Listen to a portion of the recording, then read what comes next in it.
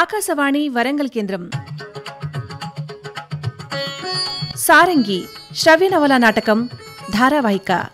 గీతరచన నవల రచన శ్రీమతి చుండూరు సీత. నవలా పఠనం నిర్వహణ శ్రీ అడవి రాజబాబు. ఎడిటింగ్ శ్రీ పిల్లి శ్రీనివాస్, శ్రీమతి గాదెవాణి. గ్రాఫిక్స్ మరియు యానిమేషన్ బొజ్జ అంజనీప్రియ, బొజ్జ చాణక్యవర్ధన్.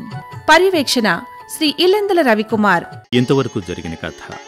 రాజు రుద్ర అడవికి వెళ్ళినప్పుడు సారంగి అనే యువతి తటస్థపడి రాజును రక్షించిన సంగతి, రాజుకు వ్యతిరేకంగా జరుగుతున్న కుట్రల గురించి చెబుతుంది. రాజు ద్వారా సారంగి చెప్పిన విషయాలను తెలుసుకున్న రాణి విద్యుల్లతాదేవి ఆందోళన చెంది తన చెలికెత్తలతో చర్చిస్తుంది. ముగ్గురూ కలిసి పాలకొండ మీద ఉన్న అమ్మవారి దర్శనం చేసుకోవాలనుకుంటారు. సారంగి తండ్రి జంపన్న తన వివాహం ఎలా జరిగింది, ఆమె తల్లి సత్తమ్మ ఇంద్రజాల విద్యలో నిష్ణాతురాలని తెలియచేస్తాడు. తాము ఉత్తర భారతదేశాన్నించి తరలి వచ్చామని కూడా చెబుతాడు. సారంగి రాజు రుద్రని కలిసిన తర్వాత ఒక ప్రణాళిక సిద్ధం చేసుకుని దానిని అమలు చేయడానికి నిర్ణయించుకుంటుంది. ప్రణాళికల సమర్థ ఆమె గొప్ప వ్యూహకర్త, తన పల్లెకి నాయిక అంచనాల మాలిక. ప్రణాళికల సమర్థ ఆమె గొప్ప వ్యూహకర్త, తన పల్లెకి నాయిక అంచనాల మాలిక. ఆమె సారంగి రంగి తరంగి రంగుల సారంగి, రంగి తరంగి రంగుల సారంగి. ఆమె అనుచరులు అనేక ప్రదర్శనలు ఇస్తారు. ఏమాశించకుండా వారిచ్చే ప్రదర్శనల గురించి విని రాజగురువు నీలకంఠ శర్మ సారంగి బృందాన్ని తమ నగరంలో ప్రదర్శన ఇమ్మని ఆహ్వానం పంపిస్తారు. వినండి సారంగి శ్రవ్య నవల నాటకం ధారావాహిక. పాలకొండ గుట్ట మీద శరన్నవరాత్రి ఉత్సవాలు ఘనంగా జరుగుతాయి.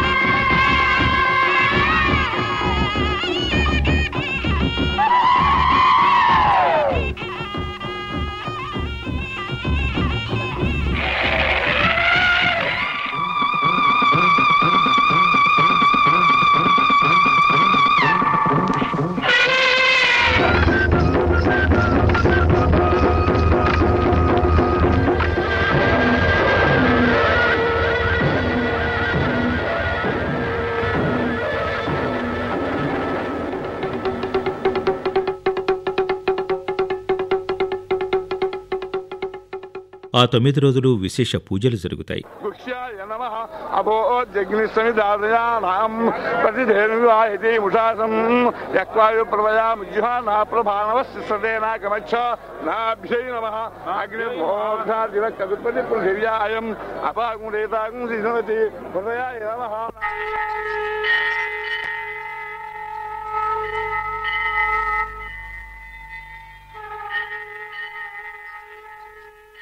ఇక దసరా రోజు ఉదయం 6 గంటలకు అమ్మవారి చేతి నుండి పాల వంటి తెలుపు కలిగిన నీళ్లు స్రవిస్తాయి.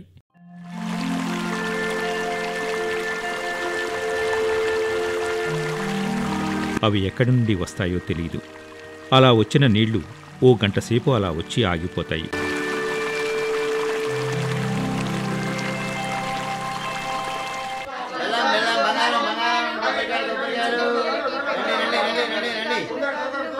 ఎన్నో రకాల వస్తువులు, ఆటబొమ్మలు అక్కడ అమ్మకానికి వస్తాయి. 3 రోజుల ముందు నుండి చిన్న పెద్ద వ్యాపారస్తులు అక్కడికి వచ్చి వారి శక్తికి తగిన అంగడి కొట్టు పెట్టుకుంటారు.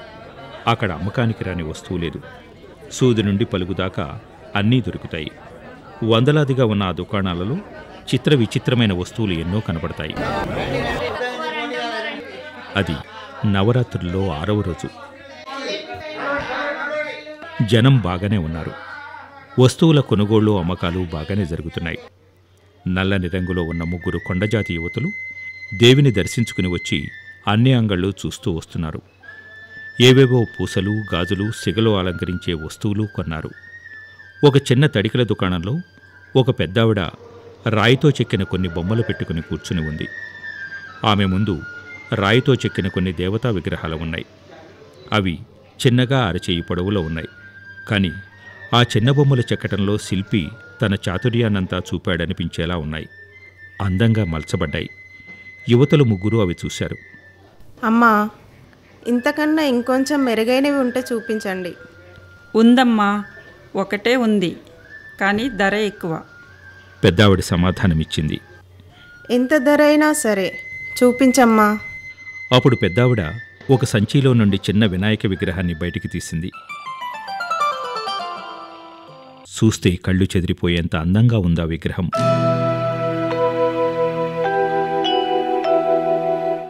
చెవులు, కళ్ళు, పీఠం అన్నీ అందాలు ఒలుకుతున్నాయి. తలపైనున్న కిరీటం, దానిపై చెక్కిన మణులు, మెడలోని నగలు, నగిషీలు, ఉపవీతం, కాళ్ళు, గోళ్ళు, పీఠం, క్రింది భాగంలో ఎలుక, ఇలా ఒకటేమిటి, సాక్షాత్తు ఆ గణపతి దివి నుండి భువికి తరలివచ్చినా ఇన్ని అలంకరణలు చేసుకుని ఉండడు అనుకున్నారు. విగ్రహం మెడలో ఓ పూసలమాల ఉంది. రాయితో పూసలు చెక్కి, దారాన్ని కూడా చెక్కి, ఆ దారానికి పూసలు గుచ్చి, మెడ వెనుక భాగంలో చిన్న రంధ్రం చేసి, దారాన్ని కుడివైపు నుండి ఎడమవైపుకు లాగి తిరిగి పూసల దండగా గుచ్చి మెడలో వేశారు. అద్భుతమైన ఆ శిల్పచాతుర్యానికి ముగ్గురు అచ్చెరు పొందారు.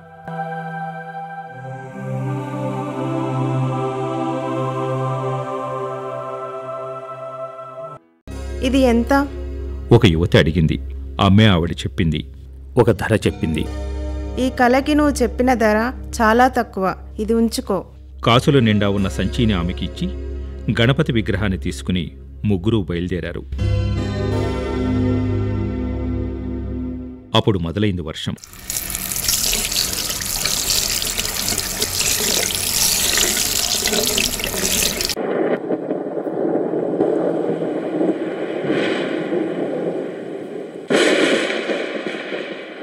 ఉరుములు, మెరుపులు, గాలి, వాన, కళ్ళు తెరవనేని చినుకులు.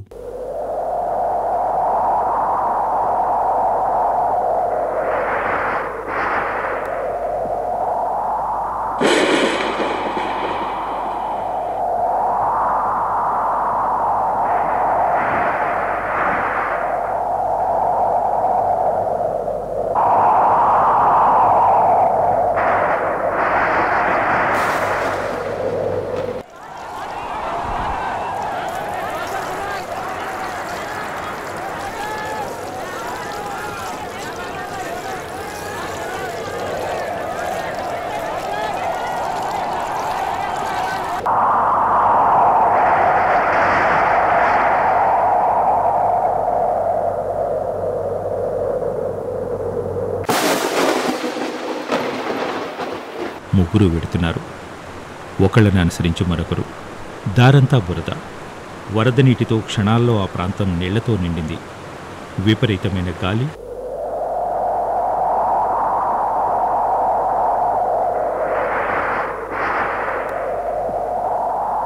ఆ గాలికి చెట్లు విరిగి రహదారి మీద పడ్డాయి.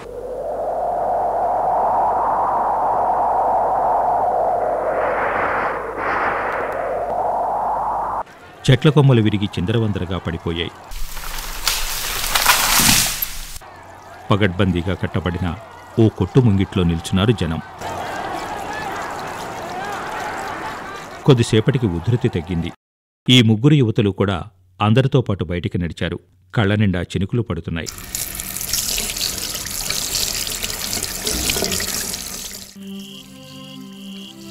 కనబడిన తోవను చూసుకుంటూ చాలా దూరం నడిచి వెళ్లారు. అప్పటికి చీకటి పడుతోంది. చినుకులు సన్నబడినాక తెలిసింది తాము దారి తప్పామని. తలదాచుకుందామని చూస్తున్నారు. కాని ఎక్కడా చోటు కనిపించటం లేదు. కనబడిన 2-3 దుకాణాల ముందు కిక్కిరిసిన జనం. చినుకులు సన్నబడగానే పెద్దగా ఉరుములు, మెరుపులు.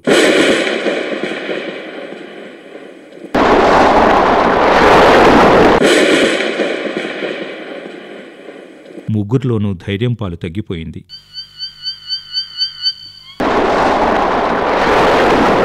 ఆందోళన మొదలైంది.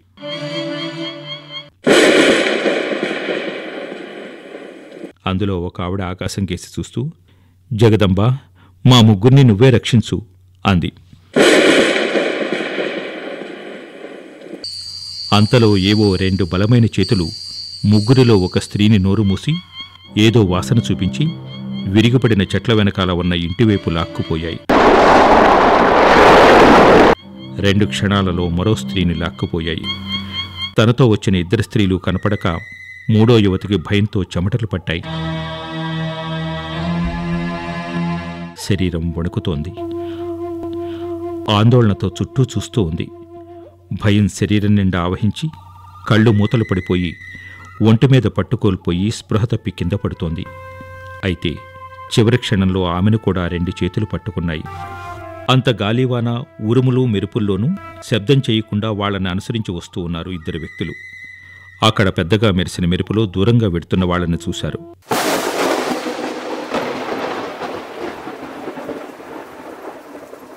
వాళ్ల పెదాల మీద చిరునవ్వు మెరిసింది. చిలకలు 3 ఇంకా తప్పించుకోలేవు అన్నాడు ఒకడు.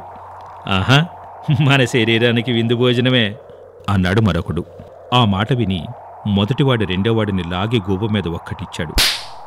డబ్బు కోసం ఇలాంటి దుర్మార్గ పనికి ఒప్పుకున్నాను, కానీ ఇది తప్పు. స్వామిద్రోహం, దేశద్రోహం చేస్తున్నాను రా పందినాయాల. దేహద్రోహం చేయొద్దురా పంది అన్నాడు. వాడు చెంప తడుముకుని, చాలా గట్టి కొట్టావన్నా, కొడితే కొట్టావు గాని అర్థం కాని భాషలో తిట్టావన్నా, ఆ తిట్టుకు అర్థం చెప్పు అన్నాడు చెంపని చేత్తో రాసుకుంటూ. చి యాదవా, ఇంత చీకట్లో వానలో మన కర్తవ్యం మరిచి అర్థాలు అడుగుతావేరా సొంట అన్నాడు మొదటి వ్యక్తి. అంతే అన్నా, కొత్త మాట వింటే దానికి అర్థం తెలుసుకోవాలి అంతే, అంతదాకా నాకు ఊపిరాడదు 2వ వ్యక్తి అన్నాడు. సరే, అదేందో అడిగి తగలడు విసుక్కున్నాడు మొదటివాడు. స్వామిద్రోహం, దేశద్రోహం సరే, ఈ దేహద్రోహం ఏందన్నా శిష్యుళ్లాగా అడిగాడు. అదా, మీ నాన్న సైన్యంలో పనిచేస్తున్నాడు అవునా? అవును. అంటే చిన్నప్పటి నుంచి నువ్వు తాగిన తల్లిపాలతో సహా ఆ రాజుగారిచ్చిన ఆహారమే కదా నీకు మీ ఇంటి వాళ్ళకి పొట్ట నింపింది. నాకు పాలిచ్చింది మా అమ్మ కదా, రాజంటావేందన్నా అసహ్యంగా అన్నాడు వాడు ముఖం అదోలా పెట్టి. అంతే, 2వసారి మళ్ళీ వాడి గూబ గుయ్యమనింది. చిచ్చావాట, మీ అమ్మ కడుపు నిండా తింటే కదరా నీకు పాలివ్వగలిగింది. ఆ తిండి పెట్టింది మీ నాన్న. మీ నాన్నకి జీతం ఇచ్చింది రాజుగారు. అంటే రాజుగారు నీకు తండ్రితో సమానం. అంటే రాణిగారు ఏమవుతారు? తల్లి. ప్రశ్న అడిగేవాడు బదులిచ్చాడు. తల్లి అంటే రాణిగారిని ఎత్తుకుపోయేందుకు సిద్ధపడ్డాం మనం. అదో ద్రోహం. అలాంటి ఆమెని నీ శరీరానికి విందు భోజనం అంటావా? దుర్మార్గ పనులు చేసినా అందులో నిజాయితీ ఉండాలరా ధూర్త. అవునన్నా, తప్పే ఒప్పుకున్నాడు మొదటివాడు.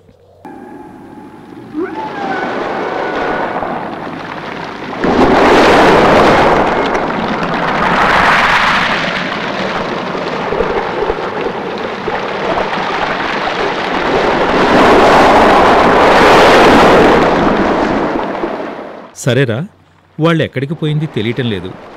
ఉరుములు మెరుపులేమో భయంకరంగా ఉన్నాయి.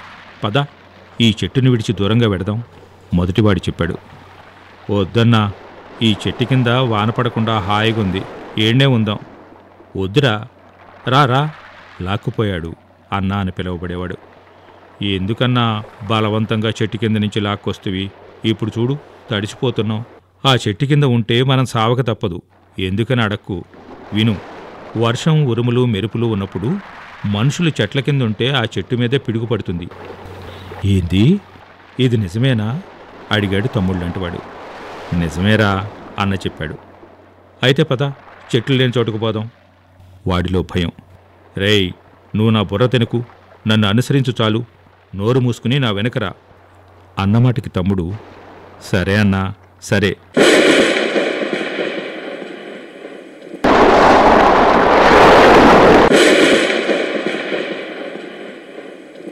వాడి మాటలు పూర్తి కాలేదు.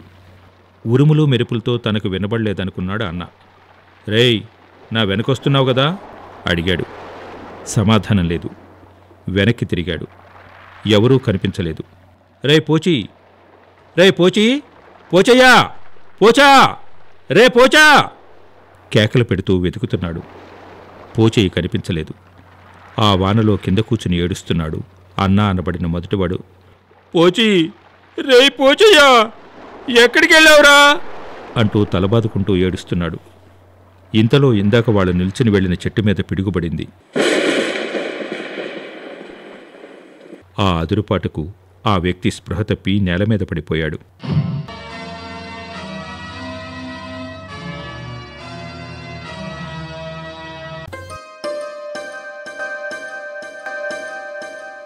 ఆమెకు మెలకు వచ్చి చూస్తే తను మంచం మీద ఉంది. క్రిందకి చూస్తే తన సఖులిద్దరూ చాపమీద పడుకుని ఉన్నారు.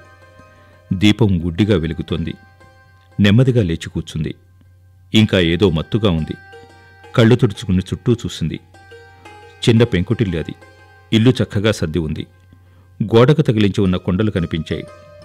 ఇవి ఎలా నిల్చాయి అనుకుంది. దీపం నుండి ఆముదపు వాసనలు వస్తున్నాయి. గోడమీద పాకుతున్న ఓ బల్లి దీపపురుగులను ఆత్రంగా తింటోంది. దూరంగా ఎక్కడో పిల్లి కాలం భారంగా నడుస్తోందని ఆమెకు అనిపించింది. అసలు నేనెక్కడున్నాను అనుకుంది. నీ భద్రతకి ఏ లోటు రాదు, ప్రమాదం తప్పింది. ఎవరో మహానుభావుడు మీ ముగ్గురిని రక్షించి తన ఇంటికి తీసుకువచ్చాడు ఆమె మనసు చెప్పింది. అవును, నేను చాలా సురక్షితమైన చోటులో ఉన్నాను అనుకుంది.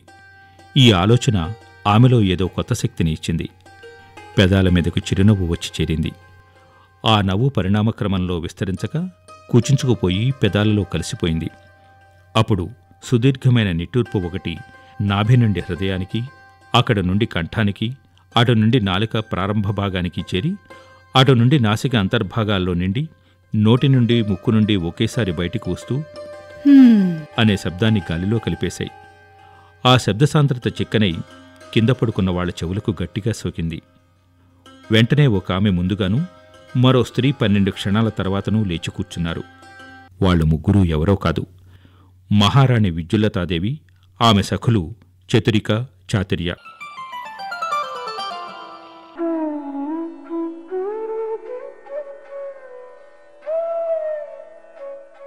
నిద్రలేస్తూనే దేవి వందనాలు. ఏలిక దండాలు. మహారాణి విద్యుల్లతాదేవి ఇద్దరి వంకా చూసి చిరునవ్వుతో అంది. సమయం ఎంతో తెలీదు. సురక్షితమైన చోటులోనే ఉన్నాం కనుక మరికొద్దిసేపు విశ్రమించండి. ఇద్దరూ తలలు అడ్డంగా తిప్పారు. వాళ్ళకి దగ్గరలోనే కుండ, దానిమీద చిన్న ముంతా చూసి, మంచినీళ్లు తెమ్మంటారా? కొద్దిగా ఇవ్వు. నీళ్లు తాగేంది. భూకంపం వచ్చి ఆగిన తర్వాత కలిగిన ప్రశాంతతలా ఉంది ఈ హాయి కదూ. ఆమె మాటకు ఇద్దరూ నవ్వి ఊరుకున్నారు. లోపల వినబడిన సన్నని మాటల శబ్దానికి బయటపడుకున్న వారు లేచి చిన్నగా తలుపు తట్టారు. చతురిక వెళ్లి తలుపు తెరిచింది. అప్పటికి తెలతెలవారుతోంది. ముగ్గురు ఇంట్లో నుండి బయటికి వచ్చారు. బయట ఓ 10 మంది దాకా నిల్చుని ఉన్నారు. చిన్న అరుగును శుభ్రం చేసి దానిమీద వస్త్రం ఏదో కప్పి, రాణిగారు తమరు కూర్చోండి అన్నారు. ఆమె కూర్చుంది. అంతా మౌనంగా ఉన్నారు. ఆ గాలివాన నుండి మమ్మల్ని రక్షించి తెచ్చింది మీరేనా? రాణి అడిగింది. అక్కడ 5 ఆడవాళ్లు కూడా ఉన్నారు. అవును తల్లి, మా ఆడోళ్ళు మీ ముగ్గురిని చూసి గొప్పింటోళ్ళ ఉన్నారు అన్నారు. అంతలా మిమ్మల్ని చూసుకుంటూ ఎనుకొస్తున్న నలుగురిని చూసినాం. వానొచ్చినప్పుడు మీరు ఏడ నిలబడితే ఆడికొస్తుండ్రు. అందుకని మేము కూడా వాళ్ళని తీసుకొచ్చినాం. 2 పట్టుకొని ఓ ఇంట్లో పెట్టినాం. ఇంకో 2 అగ్గో ఆ చెట్టు గట్టేసినాం. సరే, నలుగురిని రాజుగారి దగ్గరకు తీసుకువెళ్ళండి. అంతలో రాణి అంది. ఆ పిచ్చి గాలివానకి బంగారమంటి వినాయకుడి విగ్రహం ఎక్కడో పడేసుకున్నాం. మీరు పడేసుకోలేదు, అదిగో ఆ దుర్మార్గుడు మీ నుండి లాక్కున్నాడు. హడావిడిలో మీరది గమనించలేదు. బాధపడద్దు తల్లి, ఆ విగ్రహం మేం తీసి దాసి ఉంచినాం. ఈ ప్రతిమని చెక్కిన శిల్పిని మేము చూడొచ్చా? చూడొచ్చు తల్లి, ఇప్పుడే పిలిపిస్తా. ఆయన మాట పూర్తి కాకుండానే ఓ పిల్లవాడు పరిగెత్తుకు వెళ్ళి శిల్పిని తీసుకువచ్చాడు.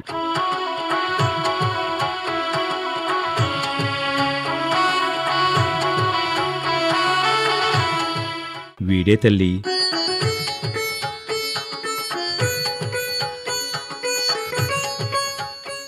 ఆ శిల్పి 6 అడుగుల పొడవుతో తెల్లగా సన్నగా ఉన్నాడు.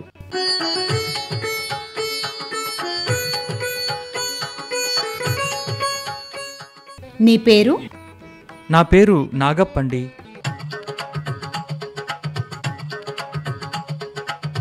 వినాయకుడి ప్రతిమని చాలా అందంగా చెక్కావు. రాణి మాటలకి అతను చేతులు జోడించాడు. ఇంత శిల్పకళ కలిగిన నువ్వు ఇలా అనామకుడిగా పడున్నావు. కారణమేమిటి? అందుకు నిన్న ప్రతిమని అమ్మిన అతని తల్లి సమాధానం చెప్పింది. ఏంటో తల్లి, వాడికి ఎక్కడికి వెళ్ళడం ఇష్టముండదు. ఒకరి కింద పనిచేయను, అది నా స్వేచ్ఛకి భంగం అంటాడు.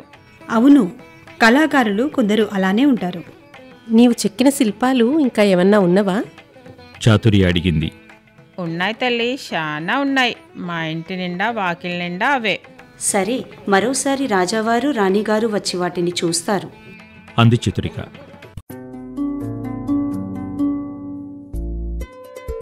వాళ్ళు మోదుగాకుల్లో పెట్టించిన పండ్లేవో తిన్నారు. అప్పటికి రథం బయలుదేరింది.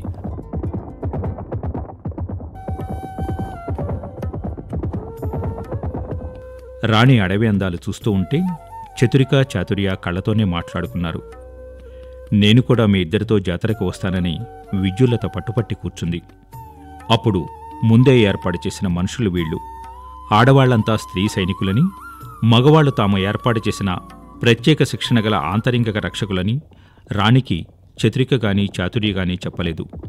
అప్పుడు చతురిక, రాణిగారి దైవదర్శనమనే ఈ ప్రకరణ సుఖవంతంగా ముగిసింది. మళ్ళీ కొత్త కోరికలు కోరకండి, కొత్త సాహసాలకు పూనుకోకండి. ఎందుకంత దిగులు పడిపోతారు?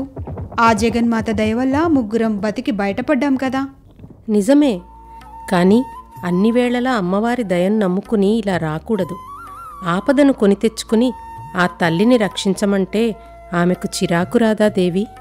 ఈ మాటకు రాణి ఆలోచనలో పడింది. అదీకాక ఈ విషయం రాజావారికి తెలిస్తే మా ఇద్దరి తలలు పోతాయి. రాణి వాళ్ల నోరు మూసి, నేను అంత ఆలోచన చెయ్యలేదు.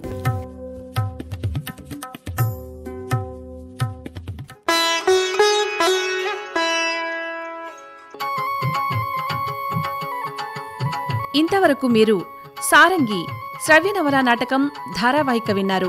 గీతరచన, నవల రచన శ్రీమతి చుండూరు సీత. నవలా పఠనం, నిర్వహణ శ్రీ అడవి రాజబాబు. ఎడిటింగ్ శ్రీ పిల్లి శ్రీనివాస్, శ్రీమతి గాదెవాణి. గ్రాఫిక్స్ మరియు యానిమేషన్ బొజ్జ అంజనీప్రియ, బొజ్జ చాణక్యవర్ధన్.